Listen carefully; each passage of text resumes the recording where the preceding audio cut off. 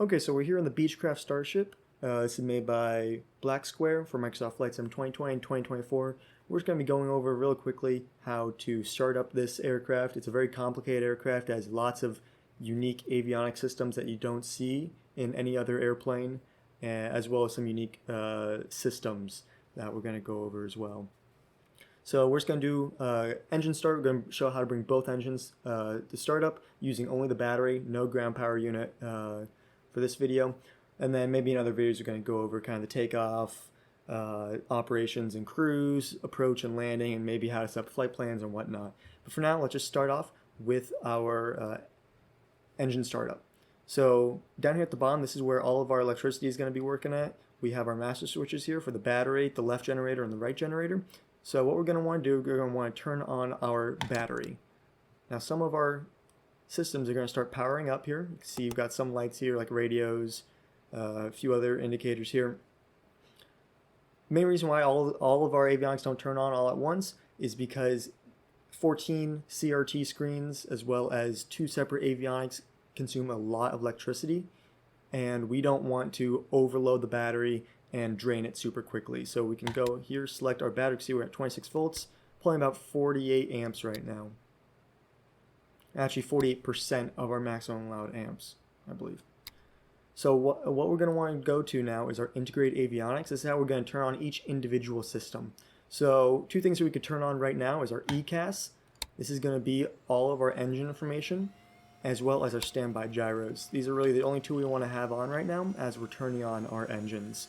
Any more, we're just creating unnecessary power draw, and we're going to be burning up that battery even quicker.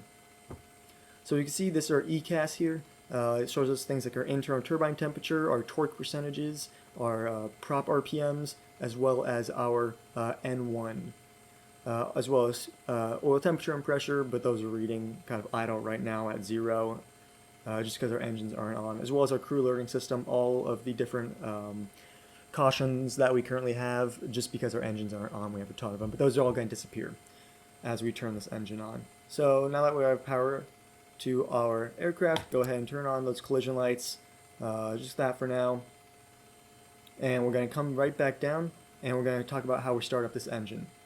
So we're going to start off with our right engine here.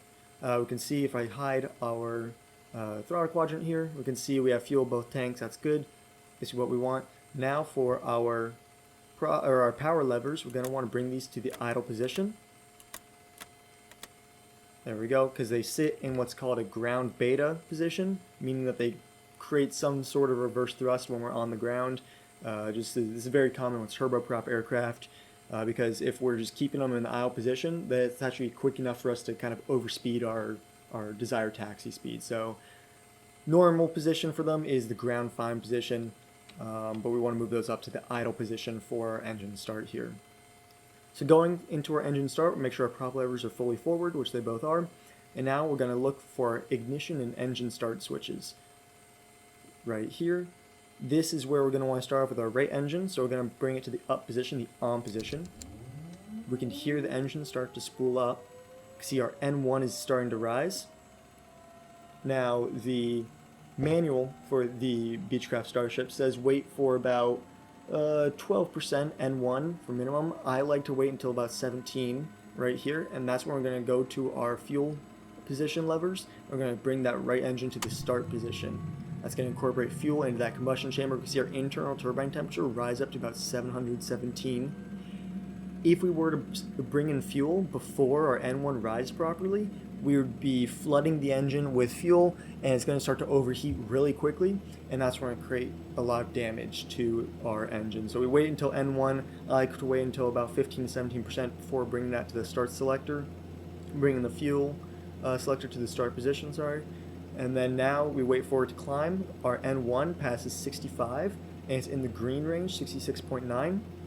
What we do after this is we bring our ignition to the off position, and then we bring our fuel selector to the run position. What is going to happen now, you see N1 continues to climb, and now our right engine is fully started and it's running on its own. So what we can do now is we can go ahead and bring our right generator bring it to the full reset selection, which is on the absolute top selector, and then it's going to bring itself back down to the on position. And we can see now we have our generator load on the right side is at 30%. That means we're now pulling current from that right generator, now supplying our system. We aren't solely relying on that battery voltage. You also see our battery voltage climbed up to 28.6. That's just because now we have our generator, which is running at about that 28 volts, now charging that battery. And we can see there we have -9 amps coming out of the battery, meaning that we're in the charge phase. It's slowly trickle charging that battery for us.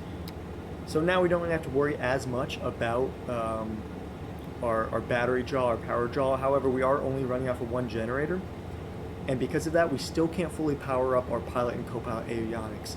What would happen is we'd overcurrent our generator, we'd pull more load than we could just because of how power hungry these systems are. So we're still going to maintain the same just ECAS and standby gyros for now as we go ahead and start the left engine. So the left engine is going to be a very similar startup sequence. We have the left selector here, and now I want you to watch this right load percentage in the top right here. It's at 30% right now.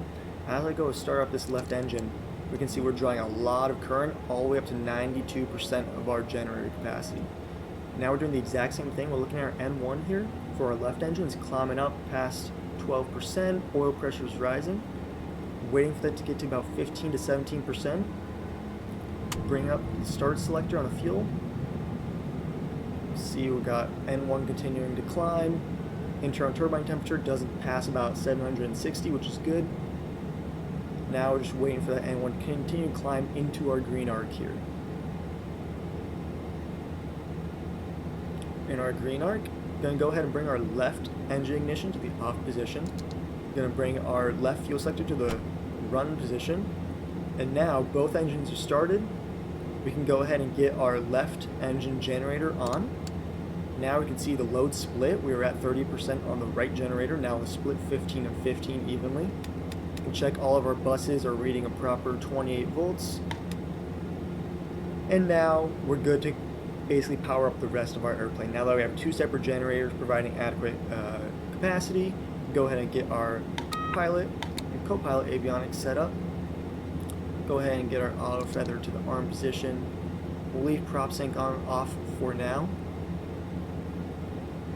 And we can bring both our bleeds to the we can bring both our engine bleeds to the both position, pull from both engines, and that will let us pressurize our airplane and bring in any sort of cabin temperature control. We see we're reading pretty high in the cabin temp. Bring that to the auto position. That's going to start conditioning our aircraft to a reasonable temperature. As you can see, all of our avionics are lit up now, and we can see our battery load, or sorry, our generator load across the two. Generators are reading about 40% each. That's how we know we're basically getting good current from both aircraft, or from both generators there. So we can see we have a few more items on our crew alerting system that are our cautionary lights and whatnot. So we're going to go ahead and hide our yoke here. Our oxygen not armed is going to be this lever right here up behind the captain's yoke, and that's going to be the oxygen system. We're going to pull that. It's going to arm it. You can see that light goes off.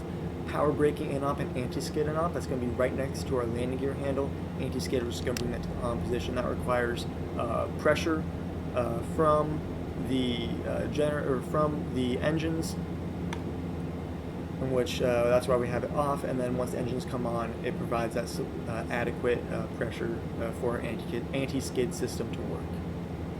So that's how we do a really quick, dirty start of our engines here for the Beechcraft Starship. BLACKSQUARE does provide a very detailed manual as well as a very detailed checklist on every single proper procedure and flow. But this is just if you want to get quick and dirty engine start to get flying on this plane. That's usually how I run it, just because I know I enjoy the flying part a lot more than sitting through 50 million different checks and circuit breakers and all of that stuff. So next video we're probably going to go over more about avionics and flight planning. So stay tuned for that. Thank you for watching.